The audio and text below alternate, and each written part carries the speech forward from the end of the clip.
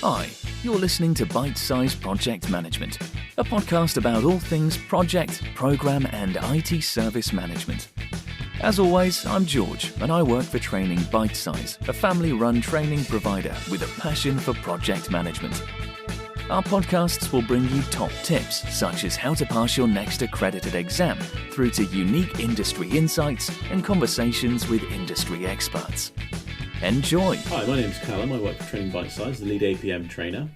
So today I want to just do a very short video that just discusses what we'll probably be covering, or will be covering, on the PFQ should you come on a 2-day course with me.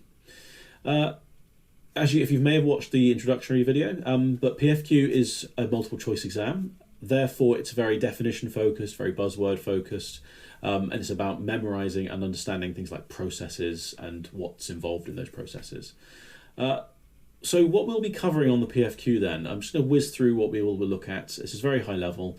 We'll look at projects, programs, and portfolios. That's probably going to be the morning. Probably the very first thing we talk about, actually, just to set a bit of a tone for the course, is what projects are, and their relationship to programs and portfolios as well.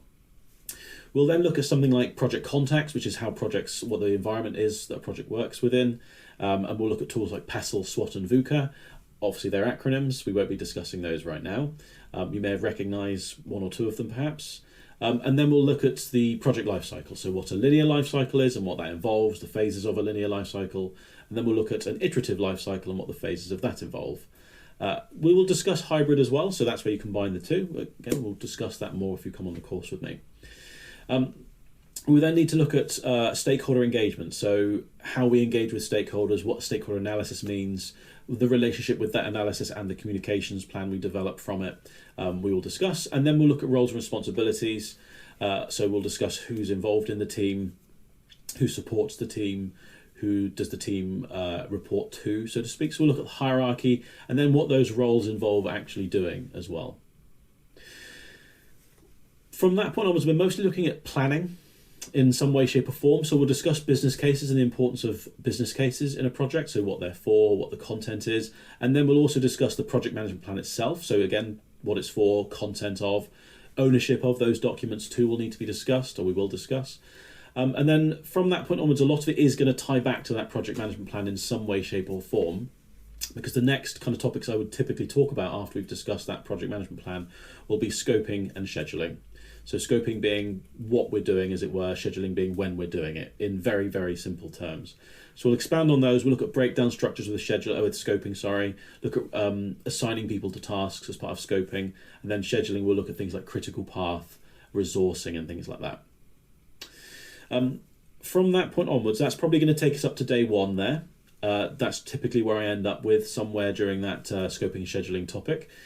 Either the end of day one or possibly morning of day two, we will look at risk management. So we'll go through the risk process, so the process for managing risk, the responses we have for risk, the difference between risk and issues, analysing risk we'll discuss. And then we'll also talk about procurement as well. Procurement, fairly high level for PFQ, in that we won't be deep diving into how to create procurement strategies or what the full content of a procurement strategy is. It'll be very high level. What we will be looking at though is things like what are the phases of supplier selection, types of contractual arrangement, and reimbursement methods. So those are the sort of things we'll talk about for procurement. From then onwards, we're going to look at quality management. So how we manage quality within a project. So looking at quality assurance versus control, what the differences are between those two, and then quality planning as well. So how we plan to manage quality throughout a project.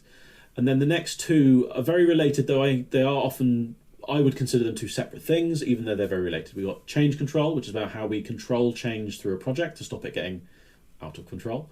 And then configuration management. So that relationship with configuration management and change control, how they connect, why they're important to have collaborating with each other. You can't have change control without configuration management effectively. You need both.